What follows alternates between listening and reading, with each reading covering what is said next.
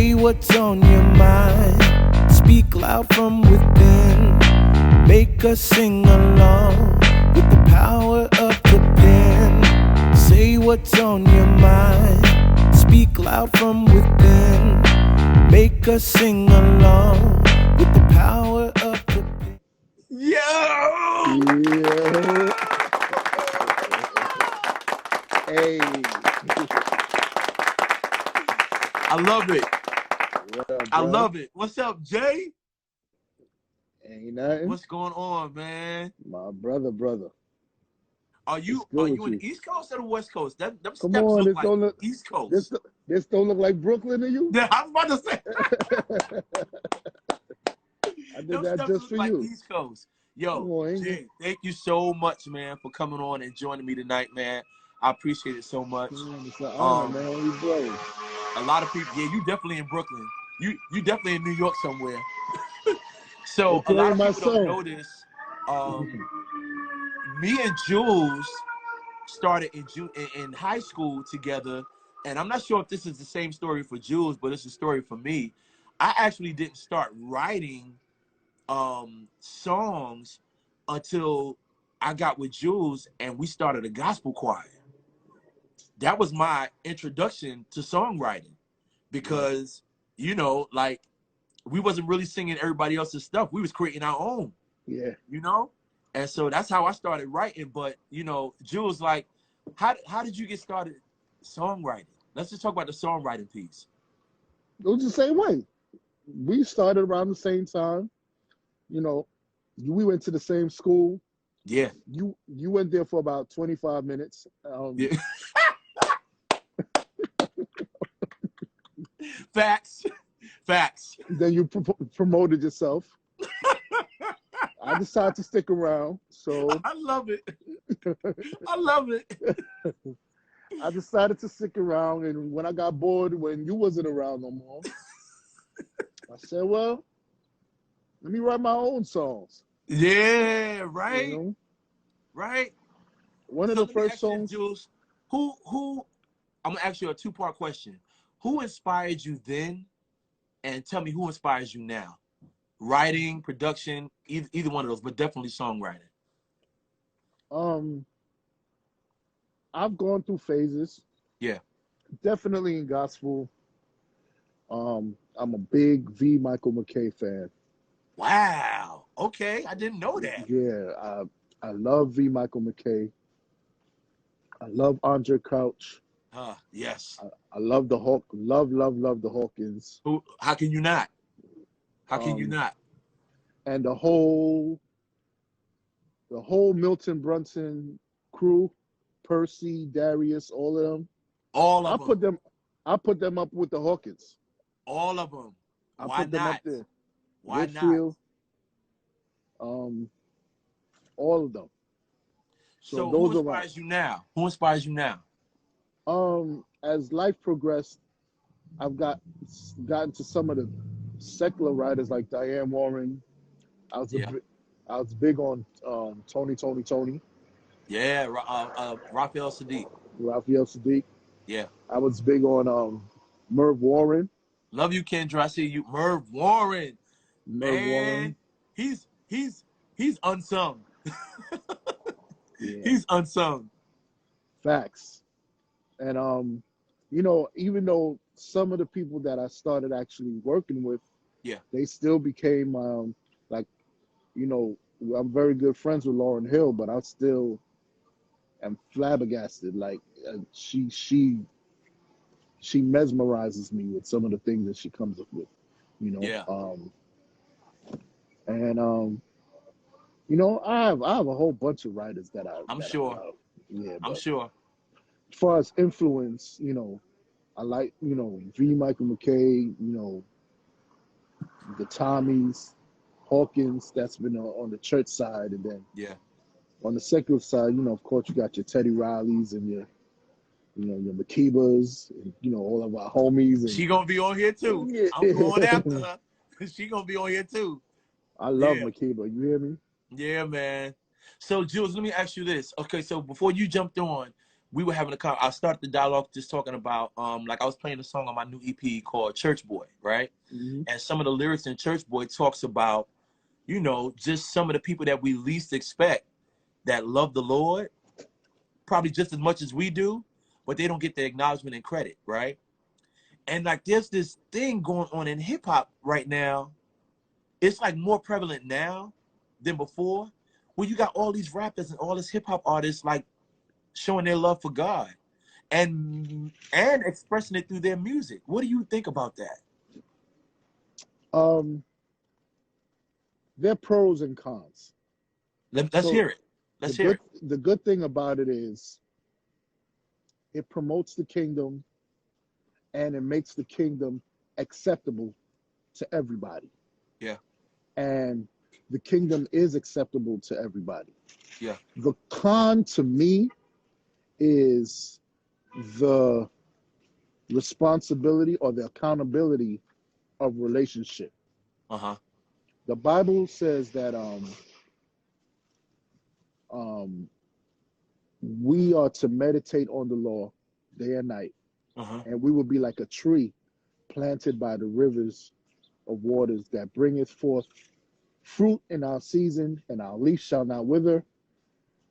But Preach. The ungodly. Preach, Jules. You done? Preach, Jules.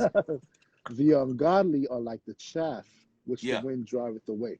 Yeah. And the thing about it is, when you have a form of godliness just to be God conscious, it's very, very dangerous, because it's not really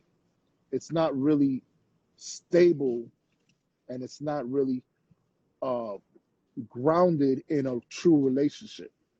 What's up, fam? I see y'all coming in here. I appreciate all of y'all. Thank you so much. What's up, family? You're right. So now, Jules, you talk about this whole accountability piece, right? Yeah. Now let's get back to you, brother. Jules Bartholomew is like one of the. I want the world to know it. Like, and I'm gonna repost this. Like, you're like one of the most amazing songwriters, and I'm so blessed to know you. Like, you're my brother, and I'll go hands with anybody over you. You know what I'm saying? And so, but the fact that God has gifted you with this ability to reach man with lyrics, it's just amazing to me. And you wrote this song when we were teenagers called "Calling My Name," right? Like, where at that age, Jules? Like, where did that come from? What inspired "Calling My Name"? Well, we were at that time, we were all under, at the time, the Love Fellowship Crusade Choir. Right. And some of us was wilding, you know what I mean? Like we were wilding out, and one of us got in trouble, and Bishop Walker is apostolic. He's hardcore.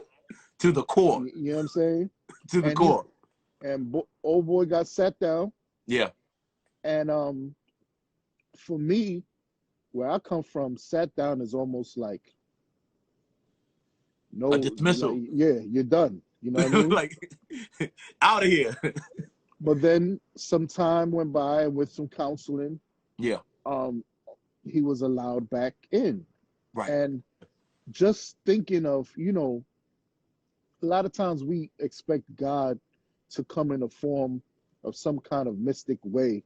But God, the name of my company is GRIP, GRIP, because God's reach is in people. And God uses people to do his business. Can you say that acronym again, please? For GRIP, God's reach in people. And I found it graceful and merciful that after some time of training and discipline, we're able to be back functional. you know, and I was inspired by that for a storyline. Yeah.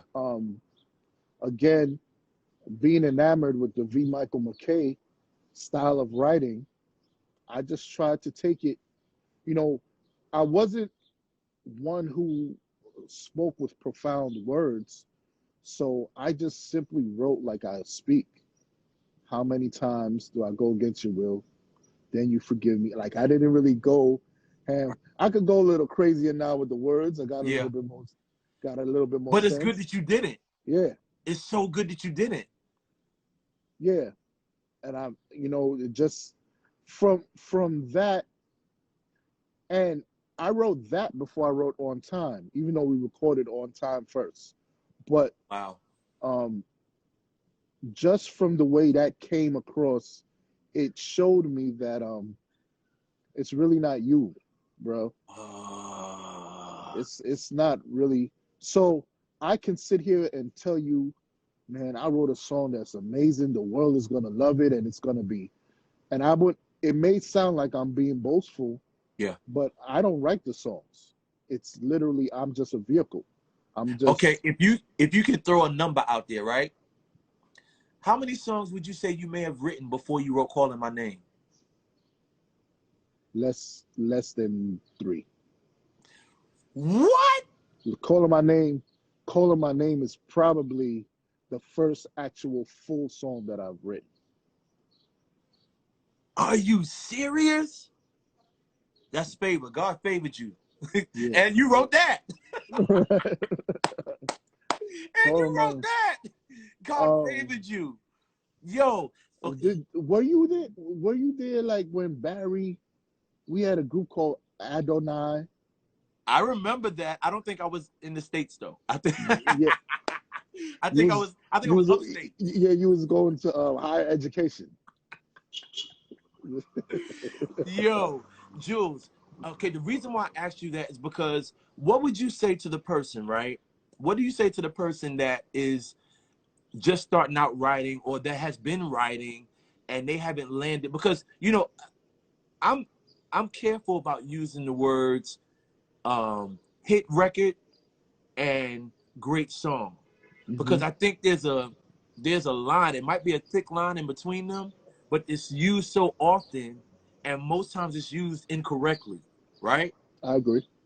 So what do you say to the person that's writing and they're kind of discouraged because, you know, maybe they're past 4 songs and they still haven't written a song that's connected or made impact? You know what I'm saying? What would you say to them?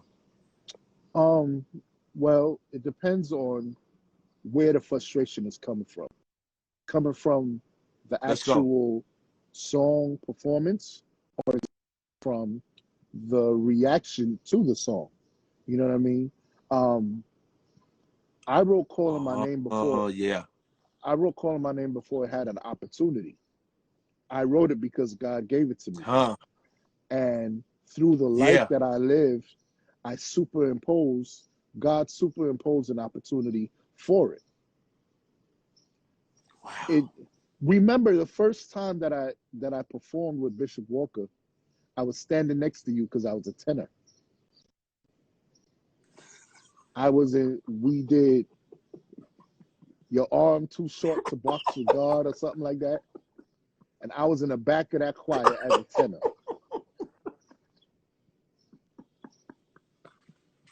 Okay, I gotta keep my composure. Okay. And clapping up in the sky and all that. I gotta keep my composure. Keep going. Keep going. I don't believe in missed opportunities. It's all your fault. You know what I'm saying? If this is destined to happen, it's your fault. You gotta go for it. It's your fault. It's your fault. You gotta go for it. You gotta go for it. You have to go for it. Make your phone calls. There's this thing that we as Black people have with this pride thing. Yeah. Man, once you make a really good publishing check, your pride changes. Let me tell you something. Nigga, you gonna drive a couple hours and stand by a couple studios and go, hey, can I talk to you? Or you don't want to talk to me today? Okay, well, I'll be back tomorrow. Let me tell you something. When Sold Out becoming what Mega. It was going to become. Colossal, huge.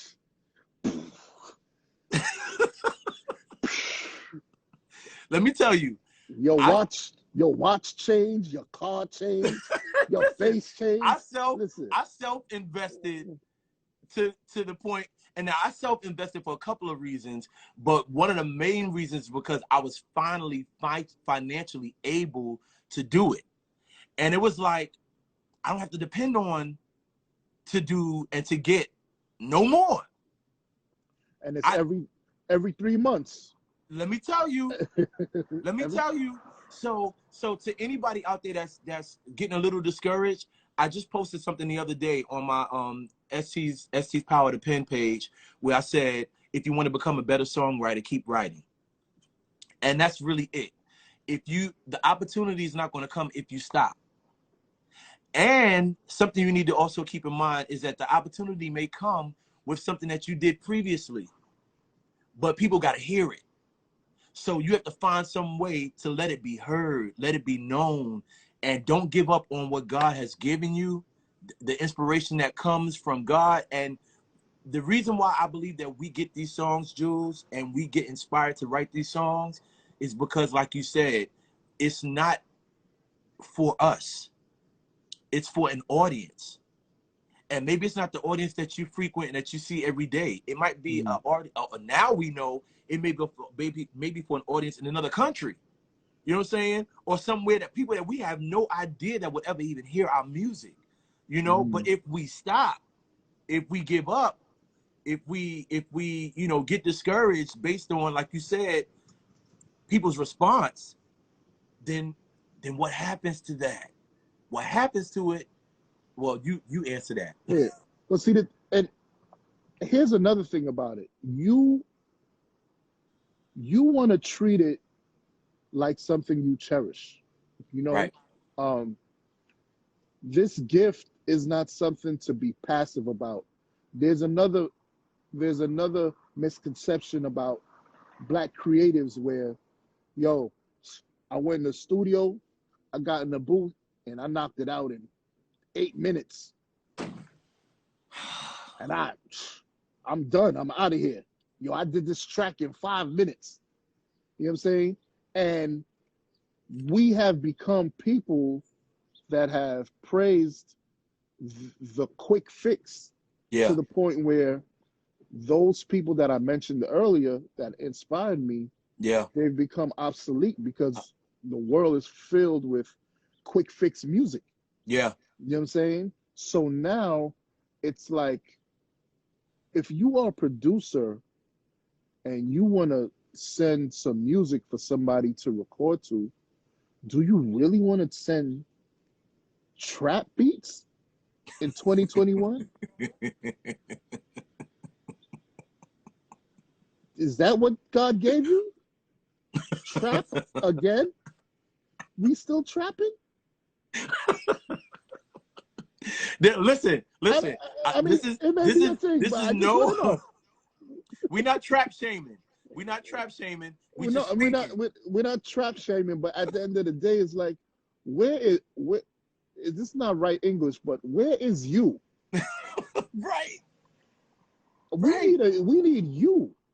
You know what I'm saying? Now, Jules, I'm so glad you said that too, because now that's another thing too. Is I was on a podcast the other day, and they had a young lady that sang a song that she had written, and she is an up-and-coming artist. It was amazing. It was amazing, Jules. Her tone, the lyric, the content, like, it was amazing, right? Don't nobody know her from nowhere, right? She's just getting on the scene, and the thing is, she has this feeling like a lot of young people have now is, I don't sound like everybody else, so I probably won't be received, or I don't do what they do. I don't do what that. I don't do what everybody else is doing, so it's not gonna come across. And my friend last week said it best. She said, "Be unashamed to be authentically yourself."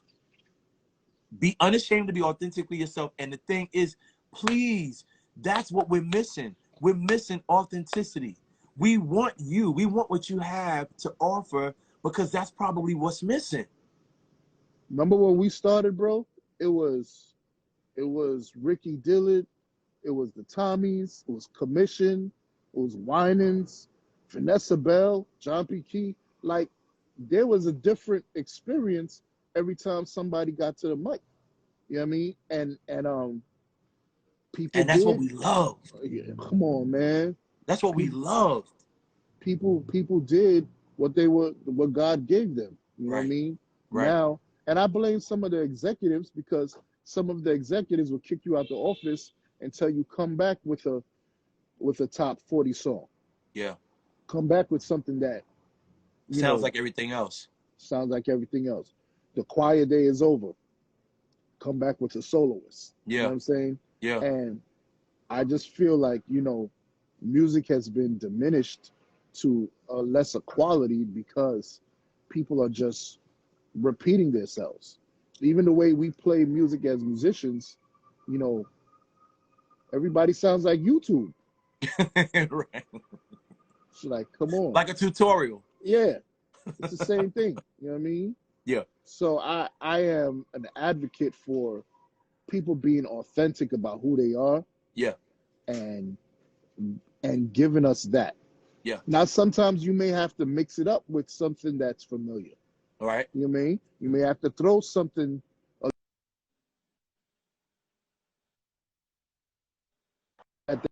Yeah. Be wise. You know what I mean?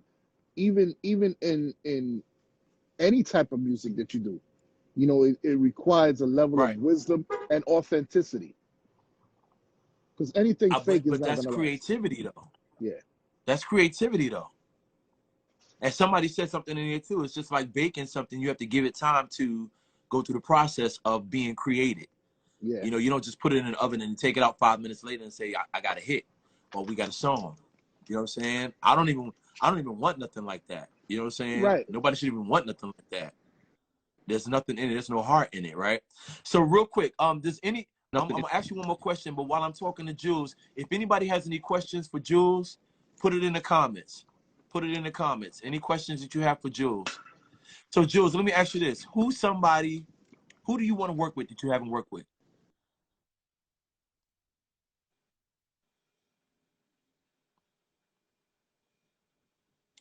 I lost your sound.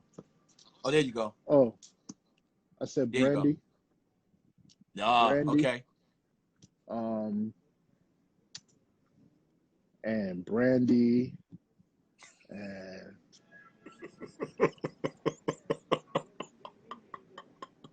this is you know I'm a crazy Brandy head, yo. Yeah.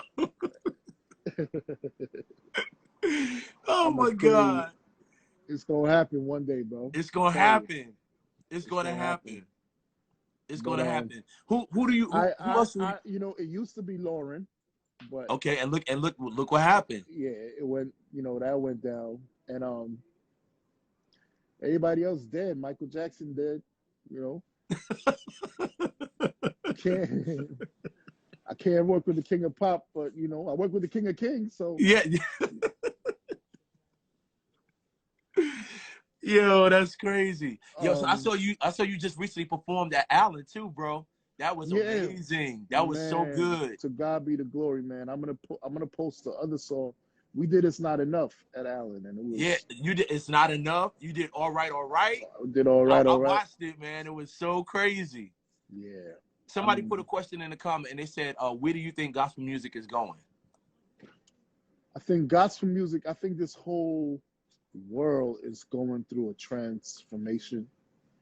I think we're going through a shift where everything has got to change, and the old formulas to doing music, preaching sermons, reaching people, all of that has changed. With the word corona means crowned, and I believe that. Say it one more time. The word corona means crown. Wow. And I believe that God has abolished a lot of the crowns that stood in his place. And this is a time for authenticity and relationship. If you don't have a connection to the king, you wouldn't know how to be crowned. Or handled the crown. At all. You have to have a connection, because all of those fictitious man-made crowns they're being abolished. So at this point now, gospel music is going to go where the people who are connected to him is taken. Where they take it. Oh. So, and this is why, like, listening to you talk, Jules, I totally get why your songs come across the way they come across.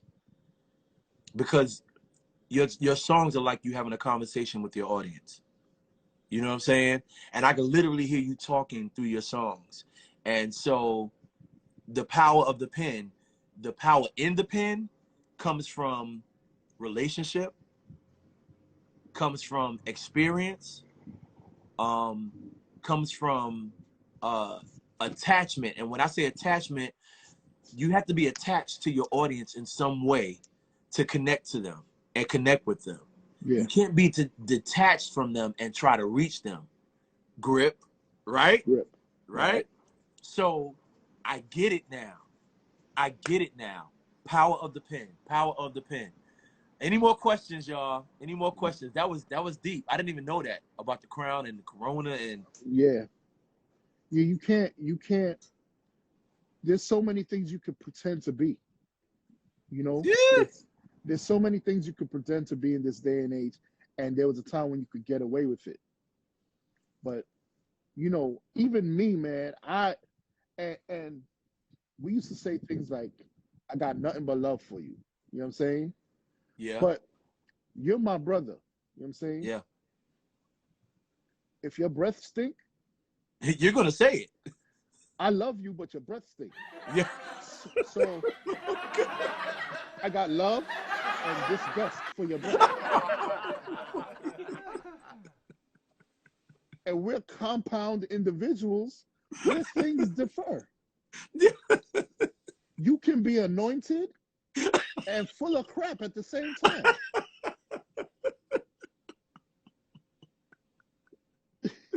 Yeah.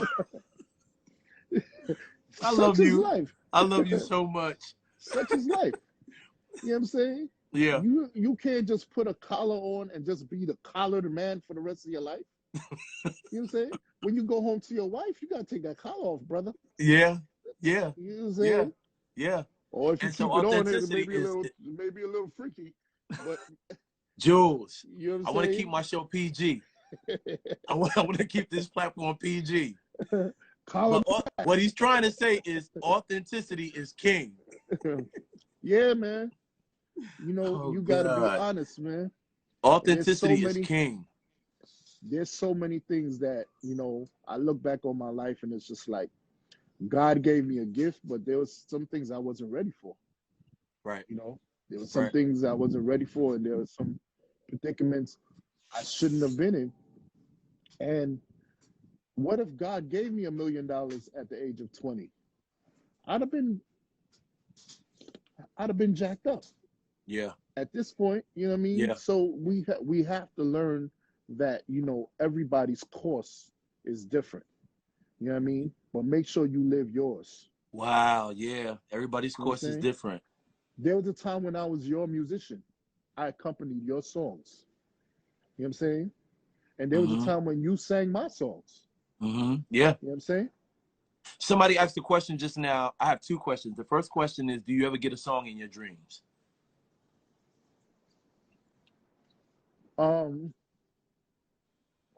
Sometimes. Love you, Kava. Lady Hicks. Hey, Kava. Sometimes those don't usually stick for me, unless it's like a daydream, like a vision. Yeah. Like when I wrote Sweeter, I was daydreaming, and I just heard the music. I seen Eric Figueroa, Bishop. Wait, you talking about Sweeter as the Day? Every day with Jesus.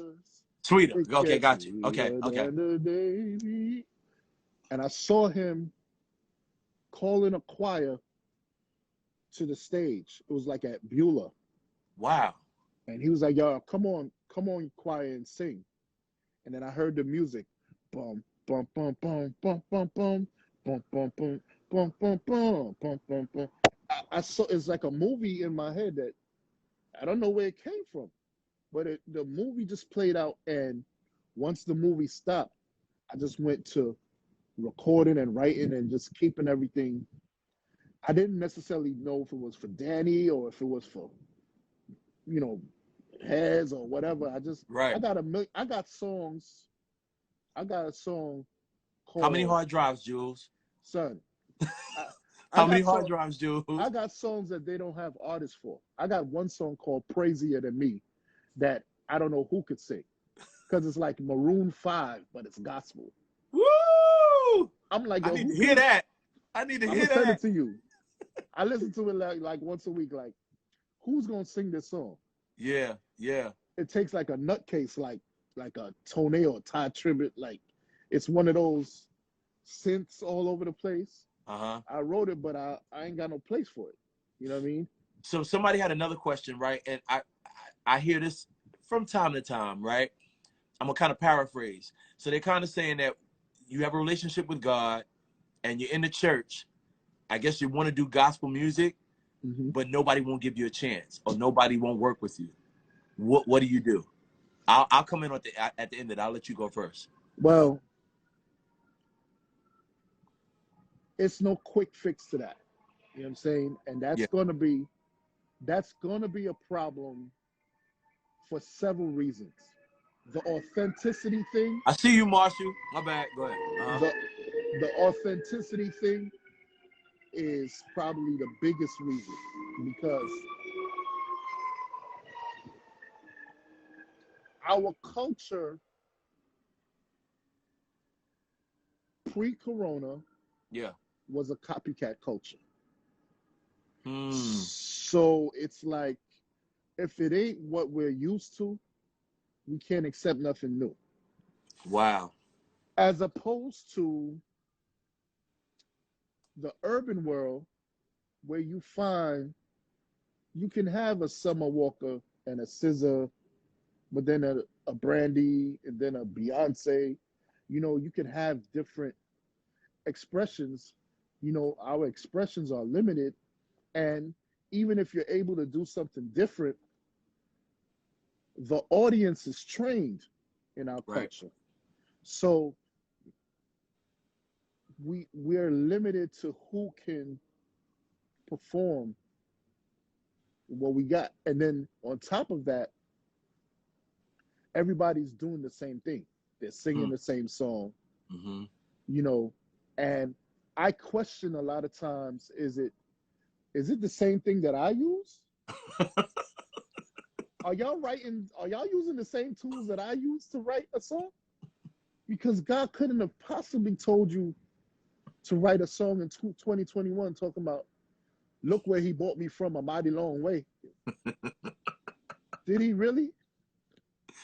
And okay, so now I'm glad you said that, because now here's something, Jules, that I had a conversation the other day, and this came up too as well.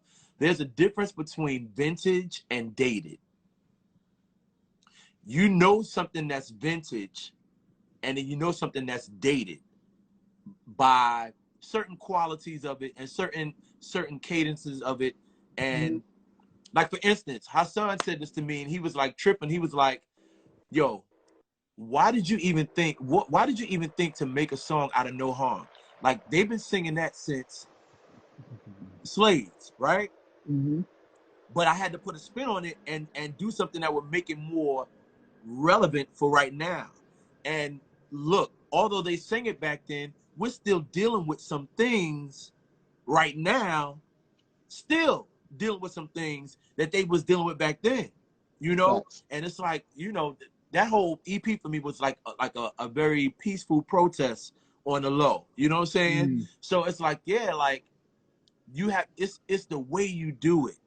It's the way that you do it. And people will tell you, and then don't always, when people speak to you and they tell you what they think about the music, let's just keep it at music. When they think about your music and the sound and the lyrics or whatever, don't be on the offense all the time and be defensive. Listen to what people are saying, because everybody's not wrong. And so if people are telling you like, that is, you know, it needs this or it needs that, and it might not be that, whatever, maybe you should rethink it. Do you agree? Well, I agree, but also our people are programmed too. You know what I'm saying? Our people are programmed, so they try to, this is one thing that bothers me about our culture. They try to pin you to the familiar. Yeah. You know what I'm saying? That's like, true too. Right. You know, all of a sudden, Kanye could come out with a choir with a piano and a kick drum and dancing, and it'd be fine. Singing our songs in his own kind of way, and it's fun. Why? Because he's Kanye and he got the leverage. But we've been doing that for 25 years. 30, some 30, some 30, some 30. Yeah. Like, we've been doing that, but it isn't accepted because everybody has to produce the same way and act the same way, and I'm like, I'm over that. Yeah. Yeah, like, I hope everybody is, because I've been over it. Nah. And I'm just going to express, and you know, I saw my friend Kelly that was in here earlier. Thank you for the love. I see what you're saying, guys. I appreciate y'all. Thank you so much. So Kelly wrote Deja Vu for Beyonce. And we were working on some music for some artists, and she just got frustrated because sometimes you got to get in the studio and work for your money. You know what I'm saying? Sometimes you got to get in there and give an artist what they want, what they're going to pay you for. Right. So you got to understand what you're coming to do, you know? Right. But when it's time for me to be Jules Judah, I'm going to be Jules Judah. Yeah. You know what I'm saying? When I wrote Faithful Is Our God, it was very Jules Judah. Yeah. Bishop Walker heard it and was like, I need you to make that for a choir. I remember the first time I heard it, and it was you guys. Y'all came to the church and sang it. I think it was either in PA or in New York. I know y'all came to us and sang the song, and I was like, this is like really dope. Like, yeah, that's dope. Next thing I knew, we was recording it. Yeah. It happens. It happens around these parts. I know. I know. But you know, I had to make it love fellowshipy. Yeah. You know what I'm saying? I had to put a little bit more stank on it, and everyone has a personality. You know what I mean? Right. And a lot of times, you know, there are a lot of copycats out there. Yeah. But you have to be true to self. You have to be true to self. You know what I mean? Otherwise, everything is just going to be the same. Homegirl, you know, Kelly, you know, she was frustrated that everybody was writing. Now these girls are just going crazy talking about sex in all kinds of explicit ways, and you know, some people don't want to do that. You know what I mean? But at the end of the day, you got to understand what, you know, I live by this principle right here. Why did you do that? Why did you do it? What is your purpose? Why did you do that? What am I here for? Yo, everybody, can y'all please give some hearts for Jules? Please, I just want to see a whole bunch of hearts right now from our brother Jules. Jules, thank you so much for coming on tonight. I'm not going to keep you long. I thank you for spending this time with me. Thank you for having me, bro. Yeah, man, this is so good. I know we get to talk, but it's really good to talk on this platform and in this way, where people can kind of hear conversations that we have as writers and producers and just as men, you know what I'm saying, and people that are blessed to be in the industry the way that we are, you know. But I appreciate you tremendously. Thank you so much. I appreciate you too, bro. And you know, no matter if the platform is big or small, I want to put it out there that let's not put handcuffs on our artists. Let's not put handcuffs on our writers or on our expressionalists. Like let some people come out and do something different. It's time. It's time to discover something new, because it's actually an indication of our ignorance for us to only be able to accept one way.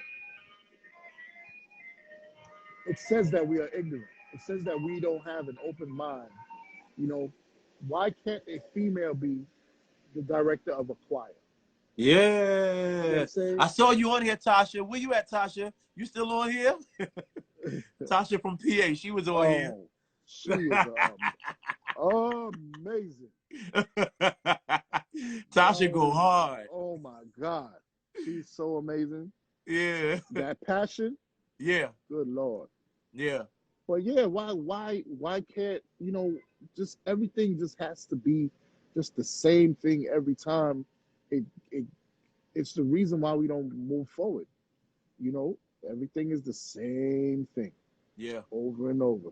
Yeah, we need different. Yeah, we need different, and we need. And Natalie Wilson, she ain't doing nothing right now, but she's still one of my all-time favorites. That's right. That's right. Natalie, why can't we have a choir with a rapper? Or, you know what I'm saying? Like, there's some things that just we just get stuck in this one little lane. And you know, the hip hop world is fueled by alcohols and drugs, and you know, so they're able to say, you ain't gotta sign me, I'm gonna sign myself, and I'm gonna sign myself, and I'm gonna push it myself. You know what I mean? Pushing myself. You know what I mean? But if I sell drugs to sign myself and then do gospel, I think somebody's gonna have a problem with that. Maybe Jesus. Maybe Jesus. Say what's on your mind. Speak loud from within. Make us sing along with the power of the pen. Say what's on your mind. Speak loud from within. Make us sing along